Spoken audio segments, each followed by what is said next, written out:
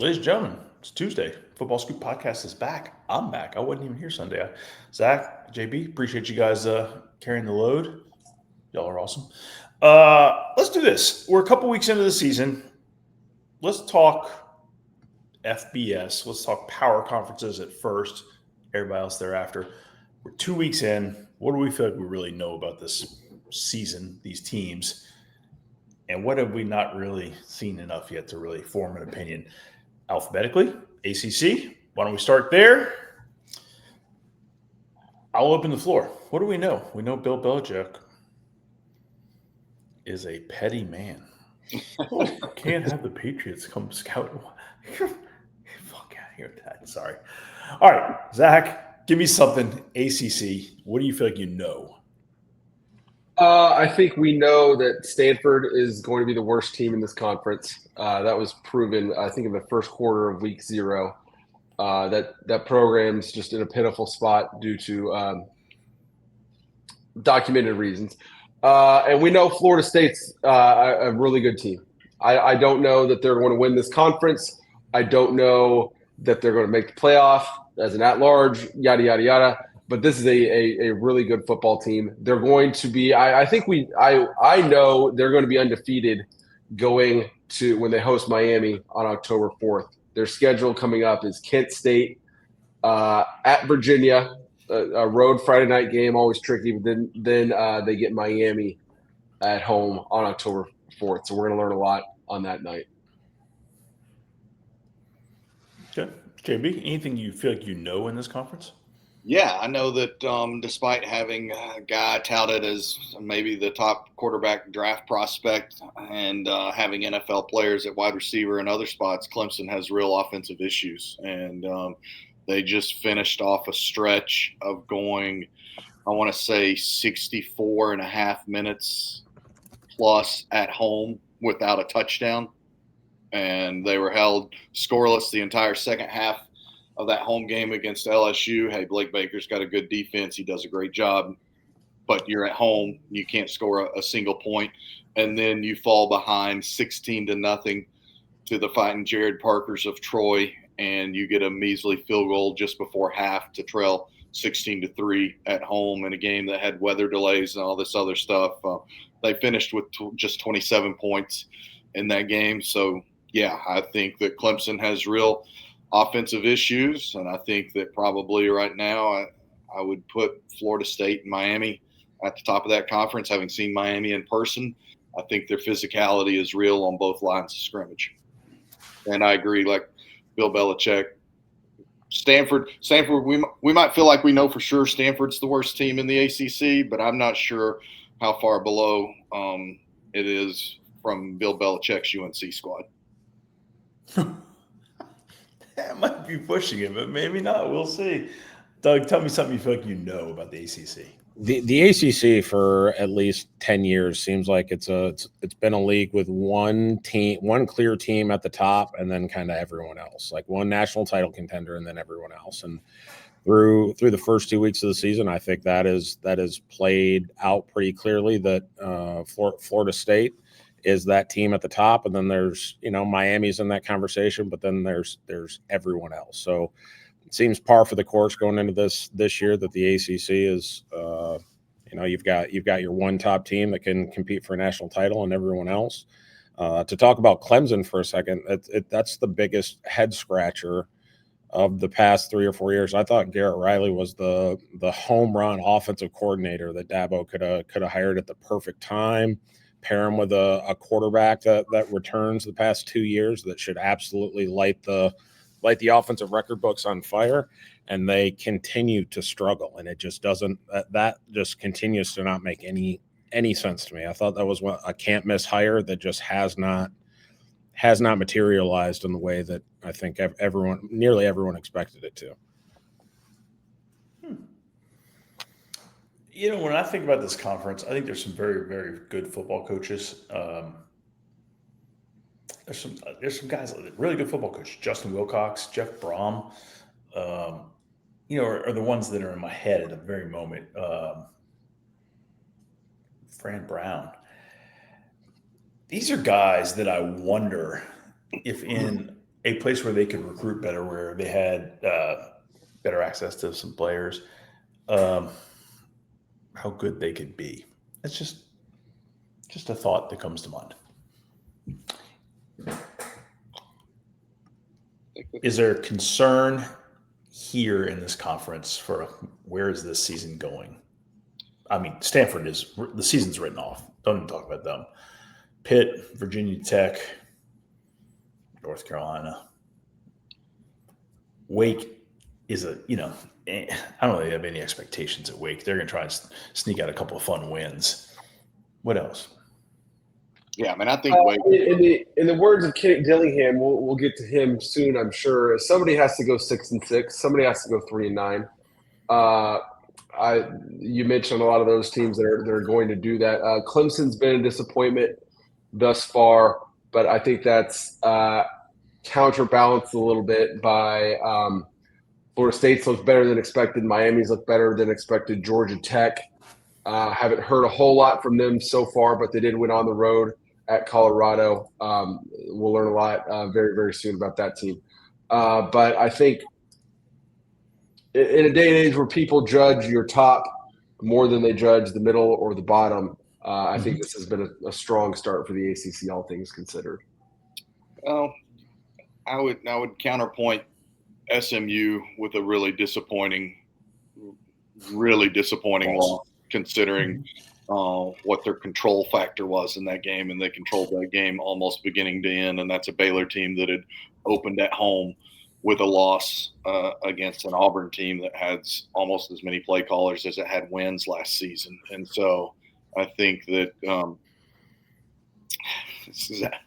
Scott, you made me lose my train of thought because I saw you working on camera. I was trying to be so deadpan. But I think the ACC is rapidly approaching. Georgia Tech's a good team. I think Georgia Tech's a real quality team, and they have Clemson coming up this weekend.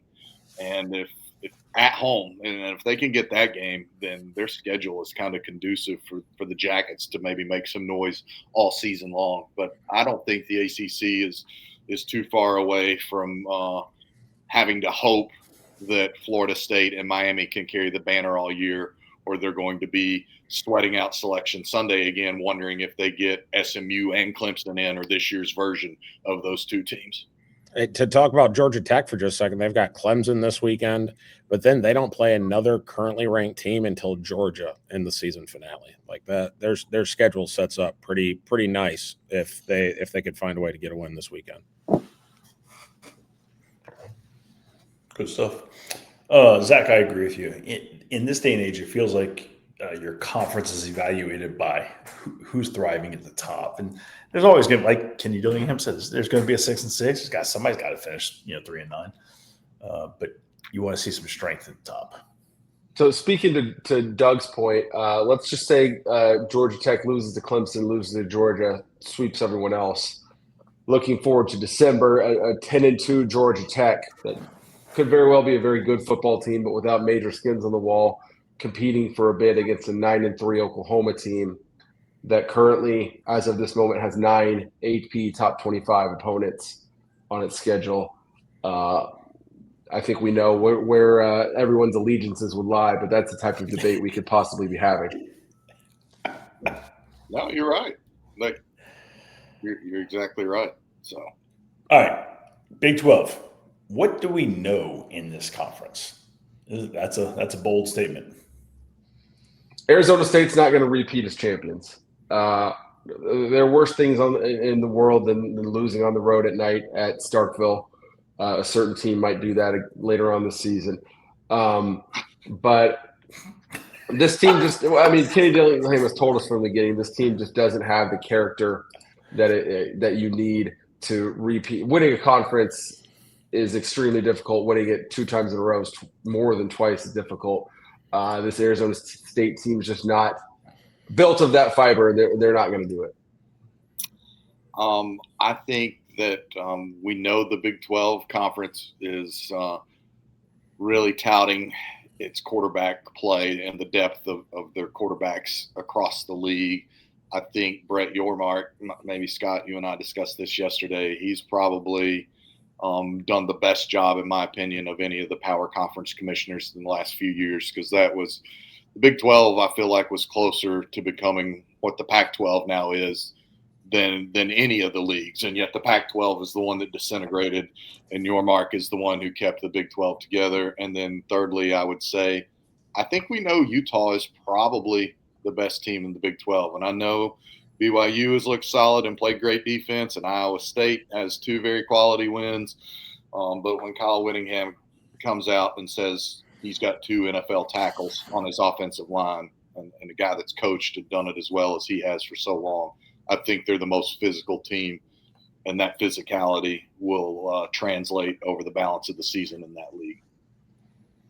You got to stay healthy. But I hear what you're saying.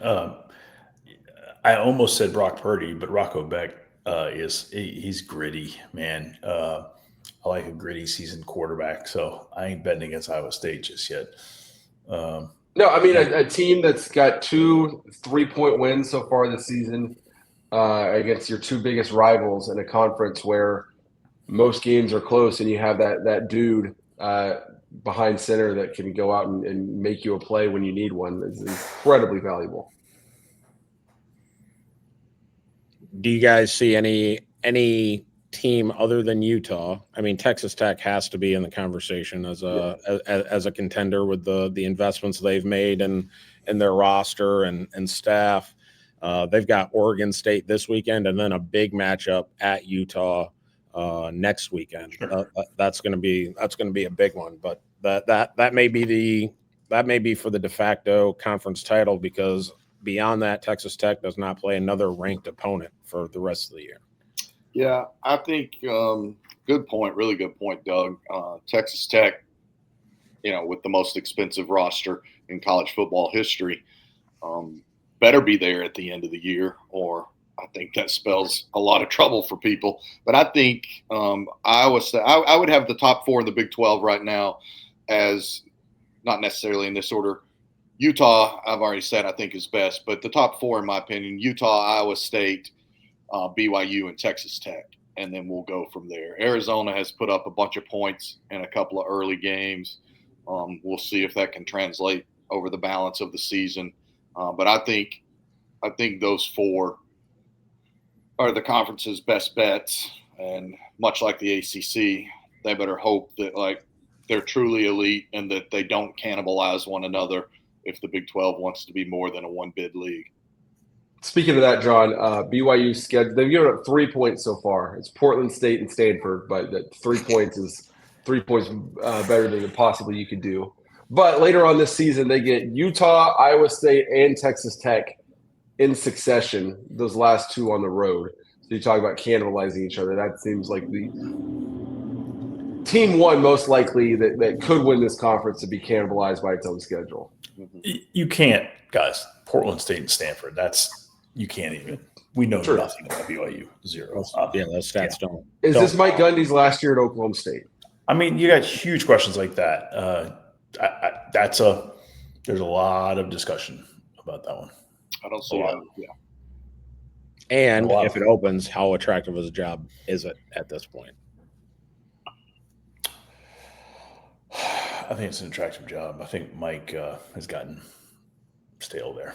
Yeah. Yeah, I mean, the argument is Mike Gundy is the only one that's ever really won over a sustained amount of time at Oklahoma State, which is, of course, true, but that doesn't mean he's the only one that can win.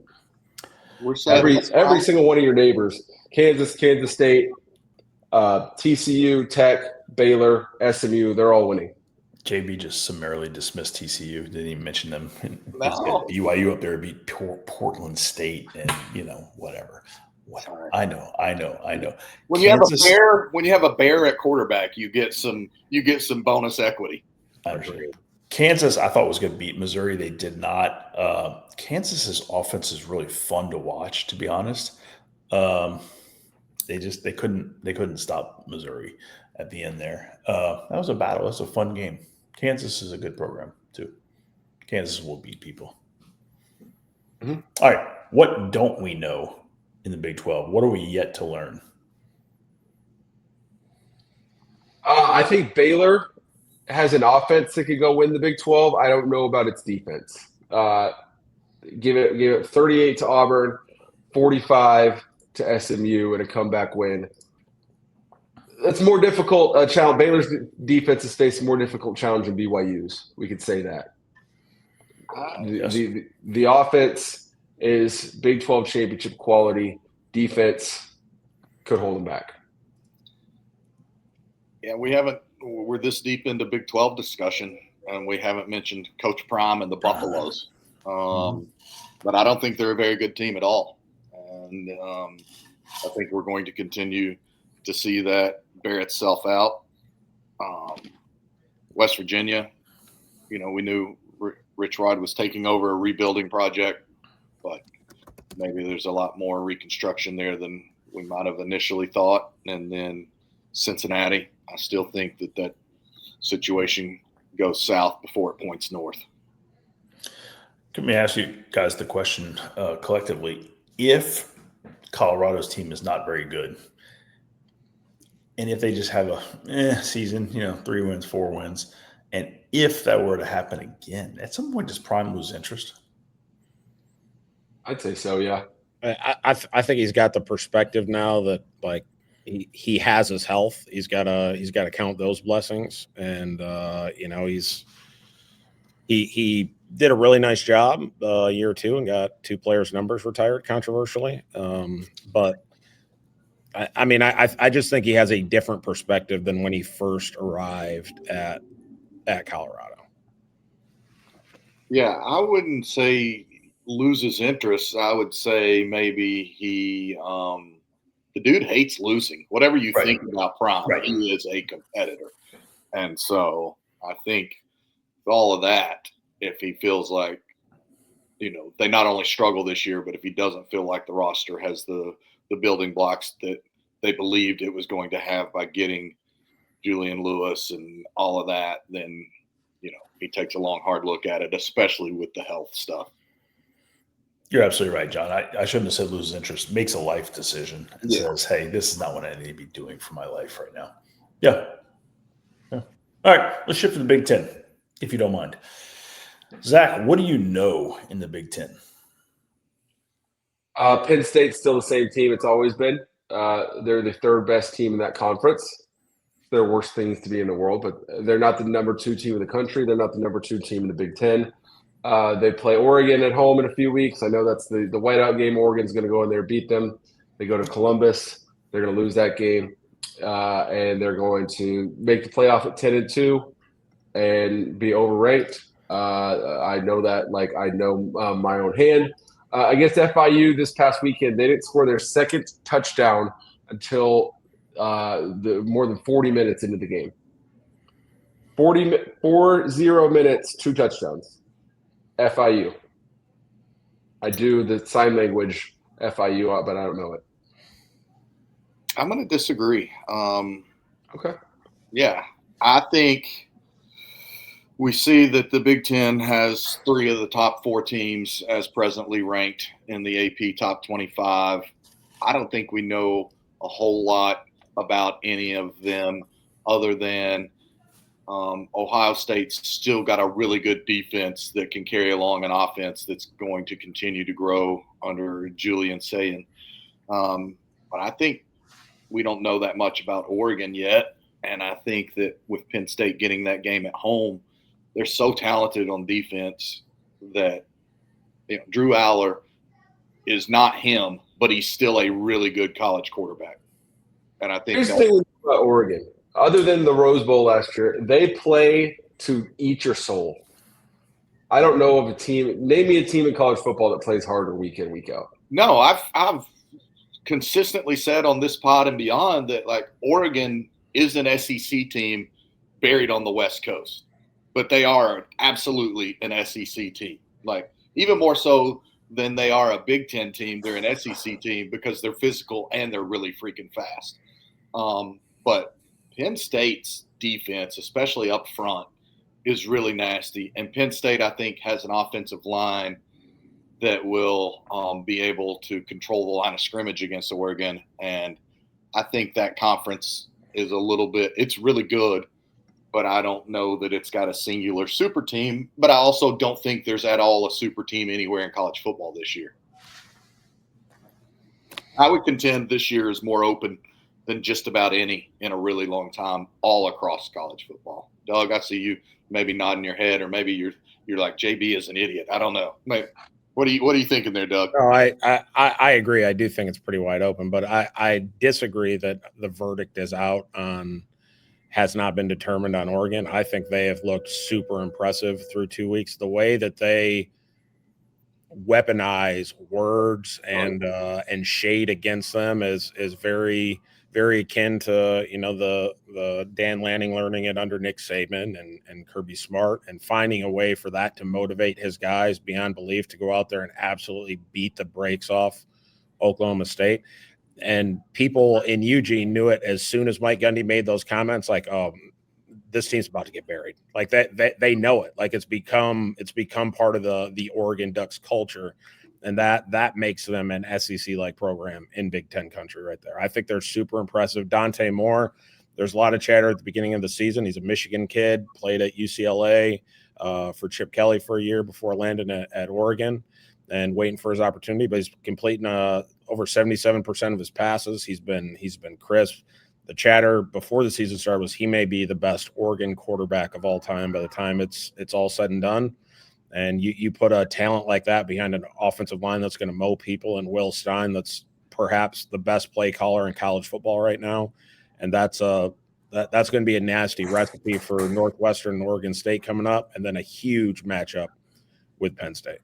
Yeah, the good point on the Oak State game and the way that Mike Gundy needlessly and foolishly gave Dan Lanning way more bulletin board material than ever needed. That was this year's version of they play for clicks and we play for wins, and we play for the brotherhood and for each other. And my goodness, that will be a defining speech from Dan Lanning's entire time, was just the evisceration that he predestined against Colorado last year. And he's as good a motivator as there is in college football right now. And you're right, they made Oklahoma State look like Stanford, and that's the worst thing you can do to a power conference team right now.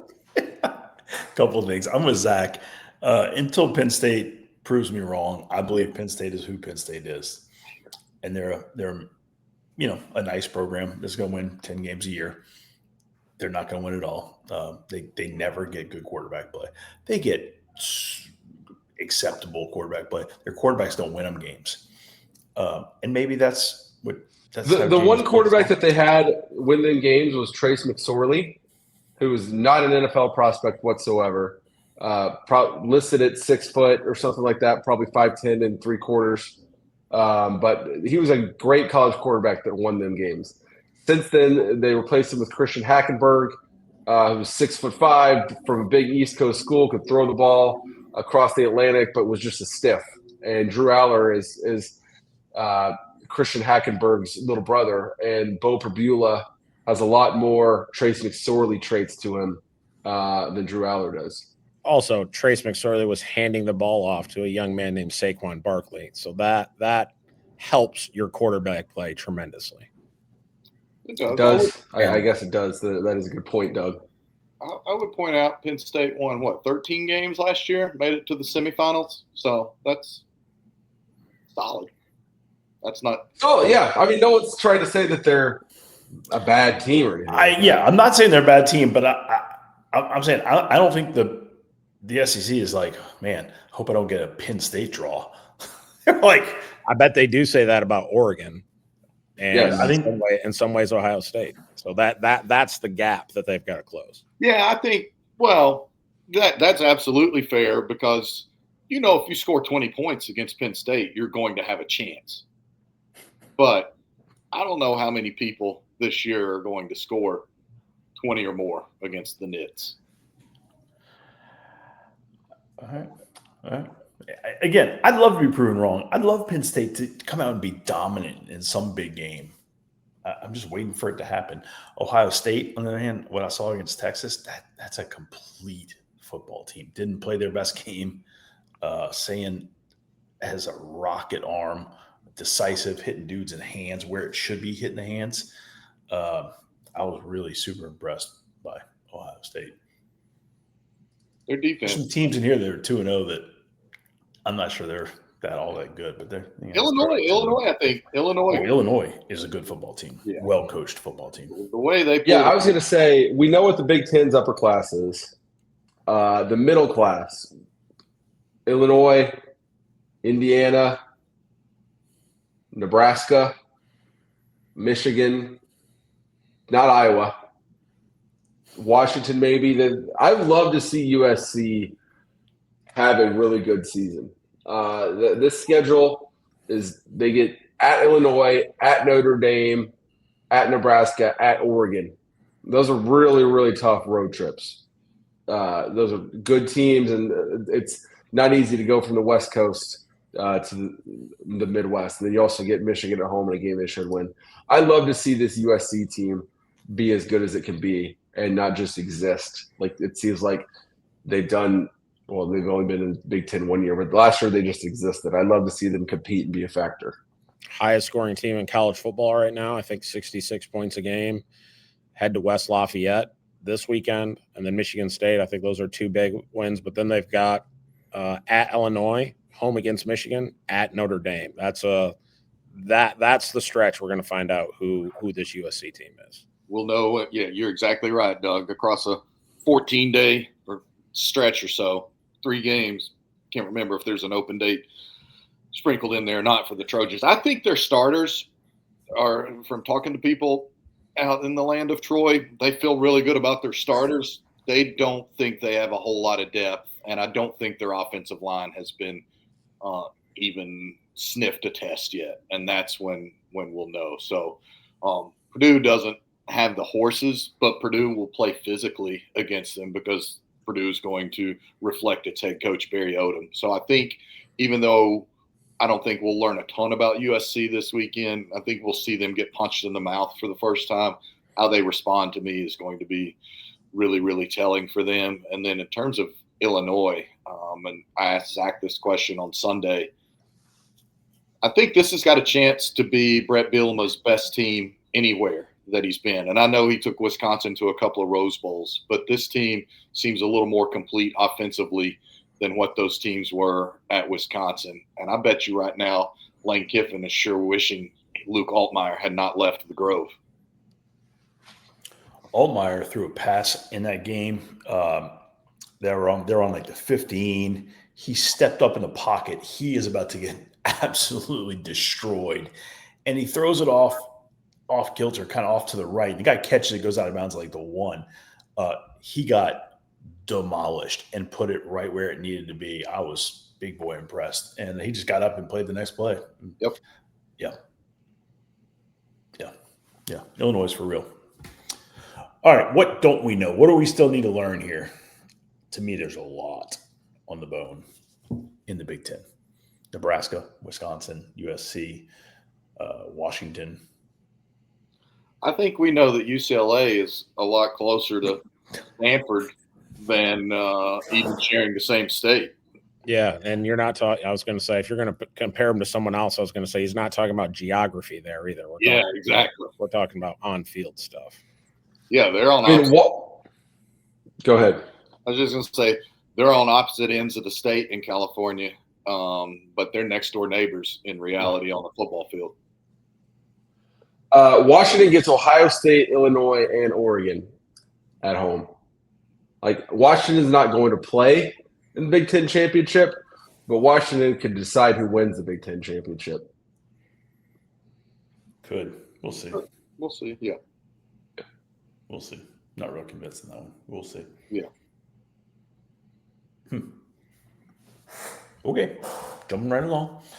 Let's talk the vaunted. Oh, well, yeah. Let's go SEC. Why not? What do we know here, gentlemen? Oklahoma has a quarterback. Oklahoma has a functional offense. Therefore, Oklahoma has a chance. Defense is well constructed.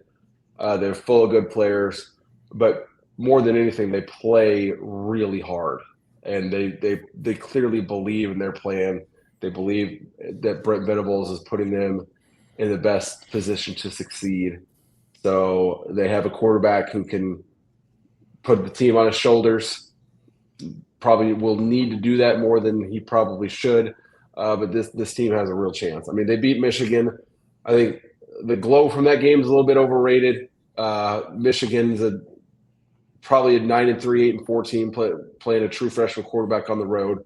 They weren't going to go win that game. Like, it wasn't that difficult to go win that game, but they won that game by 11 and could have easily won it by 21.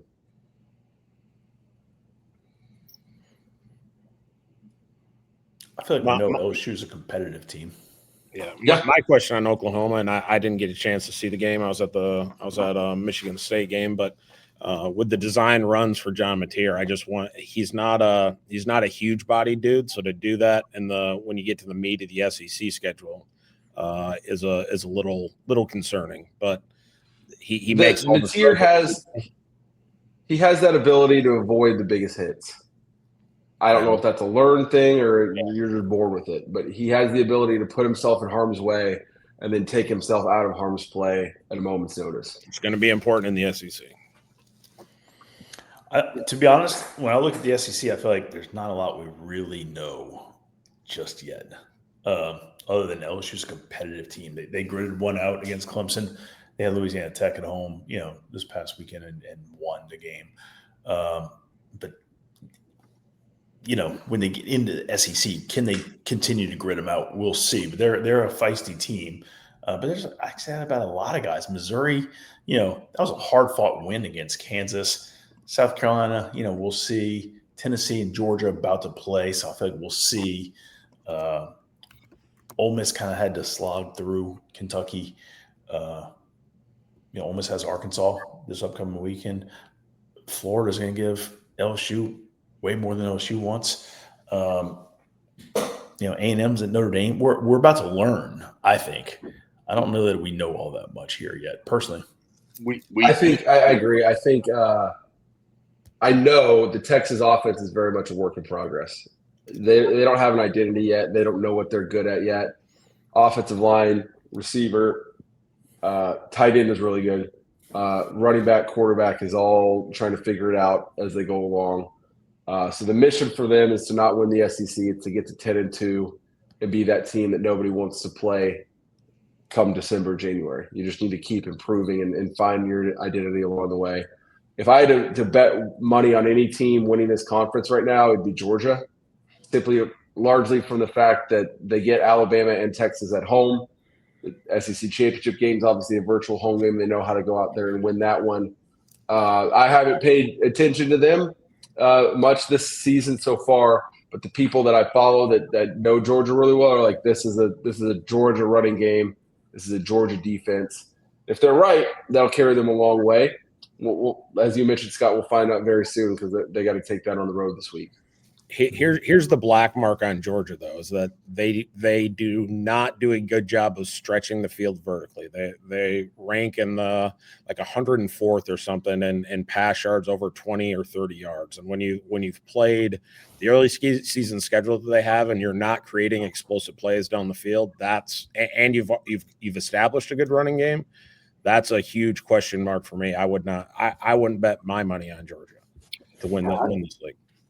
I was going to say to Scott's comment that Florida will give LSU more than LSU wants this weekend. We think we know that. Maybe we don't know that. Not that Florida team we saw last weekend losing to South Florida. And LSU, I'm sure, won't forget the fact that Florida messed up its season late last year in the swamp. So Georgia, I think, is once again very good on defense and has a nice ground game. They don't have much in the way of dynamics that we've seen thus far at the skill positions on offense. I think they're very much in game manager mode at the quarterback position. And, you can be in game manager mode when you got 7 first-round draft picks on your defense like they were a few years ago, winning back-to-back titles. I don't think they have that right now. I'm talking with people that have seen them in person this year, including some coaches. They don't think it's the same personnel that Georgia has had in recent years. And I think that Tennessee is better I never thought I would say this, but I think Tennessee is better with Joey Swagular at quarterback than it was with Doug's favorite Nico Iamaleava.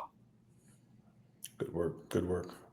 I think this guy has an everyman appeal to him, and he's got a little hitch in his giddy up, so to speak. And I think guys relate to him, rally around him. I think Neyland Stadium Saturday is going to be Crazy Town Banana Land. And they haven't beaten Georgia in 9 years since Jawan Jennings walk-off Hail Mary. I think that's an interesting point, John, just because you look at the quarterback position, and I'm a studier of the quarterback position, and look at so many teams who are completely, utterly transformed by bringing in quarterbacks. And everyone knows in these days, these guys don't come for free. Riley Leonard, Notre Dame doesn't get to where they got to without Riley Leonard. Ohio State doesn't win the national championship last year without Will Howard. Cam Ward, Miami. You look at this year. Tommy C at Florida State, John Mateer at Oklahoma. Transform those programs. But you bring up Joey Swagular and his everyman appeal. Obviously, Nico's NIL deal preceded him. Before he even got to Tennessee, he signed that thing. So it seems like he was a little bit typecast is not the right word, but he was cast before he got there. That money preceded him and followed him around, and he made it to Tennessee. I have no idea what Joey Swagular is making at Tennessee, but it's probably not much. So on the one hand, the college football is changed in that you go out and pay to get a guy, and he can change your program, change your locker room overnight. On the other hand, college football is still college football, and if you can be that dude that goes eats wings and drinks Miller Lights with your offensive line, that you can win a locker room over that well. So I don't have an overall point. I just think that's an interesting dichotomy. I don't know what your definition of not much is, but the swag is making bags, okay? Like I was like, not much. Heavy six figures, if not beyond. I know I was told he had gone to UCLA for like $150K or something. So he's making a hell of a lot more than that on Rocky Top. And I just want to add this about Georgia, because this is from a college coach that has scouted them already this year. You can tell they lost a lot, and they're trying to make things simple to eliminate thinking. They look good in person, in which they should, but they will struggle if they don't establish a run game DNA on offense. They'll have to create some offense with trick plays. They like to play bully ball to out-physical you, but you can create some things against them. We've seen people create some things against them. You would think they would have scored more points after 2 weeks, but they haven't. And I think that tells something. Eye candy and inside zone will hurt them. We'll see. A lot to be learned in this week 3, which I'm excited about. Yeah. Vanderbilt, South Carolina, who would have ever thought we'd say that's a low-key, sneaky good game? Like, you got two of the best personalities in the sport anywhere at the respective quarterback positions for those two programs. In the primetime slot, too. That's it's good to see. That's a nighttime one? Yeah, 7:45, SEC Network. Wow, SEC Network. Good. Interesting. Georgia, Tennessee is what time? It's nighttime as well, huh? Yeah. I thought Georgia was 3:30, isn't it? Yeah, I think so. Florida LSU is the ABC night game. Yeah. Gotcha. Okay. All right, right quickly. Let's talk about Group 5. Anything we know? South Florida? Yeah, I would say we know South Florida has the inside track to being the G5 playoff rep, but they're not alone. And they have the most equity in the bank right now. But I think it's South Florida. I think it's Tulane.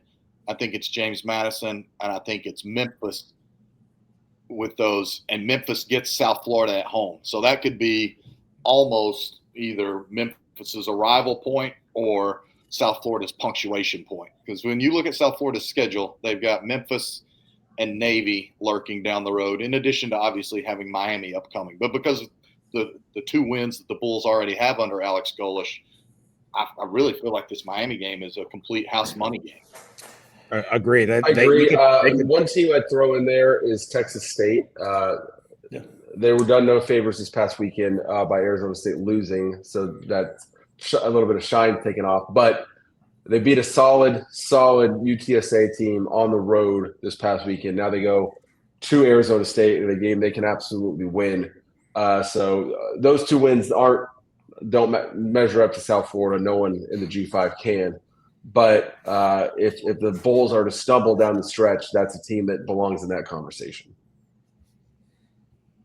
Doug, what were you going to say? No, I was just going to add. I think USF, with the equity they've built up with the wins the first 2 weeks, they would be allowed to stumble in the eyes of the committee this week if they keep it close and win out, and you're still repping the group of 5 in the playoff. And the other thing is how has South Florida been left out of all the realignment stuff? Like I feel like that's got to be a message from Alex Golish. Like, hey, you need to pay attention to us. We're in a major media market. We play good football. I mean, major media market. Right. But look at some of the other teams that have been absorbed into group of 5 leagues. Like South Florida is right there in that conversation. They can play good football. He's making a case for them right now. South Florida was very good last year also, and they were about to beat Alabama, and then they kind of lost at the goal line, and the game got away from them. Problem is they play these big boys, and they get banged up. So if they can come through Miami healthy and then have a healthy rest of season, South Florida's going to be really, really good. But, man, it's a depth. Yeah, I was just going to say, absolutely do not sleep on Memphis. I don't think we know enough about them yet. They won 10 games a year ago, and they get Arkansas at home coming up very soon, and they get that South Florida game at home. I think those are significant games that can certainly shape the tenor of this season for Sam Pittman and the Hogs, and also shape the G5 playoff picture. And Silverfield and Memphis have done a nice job of making the Liberty Bowl not feel like the dumpster dive that it was the first several times I ever went to games there. Because it was bad. You were not wrong. It was real big bad. So Tulane's got a couple of chances to show out. They've got Duke, with their former quarterback coming back. So if they could beat him, then they go at Ole Miss. If you get that, all of a sudden Tulane's like way big up in the conversation as well. And their schedule gets a little bit easier. They still have to go at Memphis and a couple other tough games. They can use TSA and Army. I mean, it's not easy.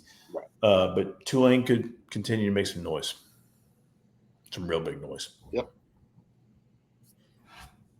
Well, we're 43 minutes in, and I'm pretty excited about week 3. Got to tell you guys. Picks, no one's – I don't know. Zach, I don't know how anybody's going to catch him already. Dudes. Zach, I'm impressed. I've already got a spot on my mantle picked out for the trophy. It's a good move. I'm glad you don't put our pictures with the picks, or I would be wearing a brown paper bag this week. Because my performance last week was flat out trash pad, like unacceptable behavior. All right, gentlemen, let's go make this a great day. Everybody have a wonderful one. Football Scoop Podcast is out.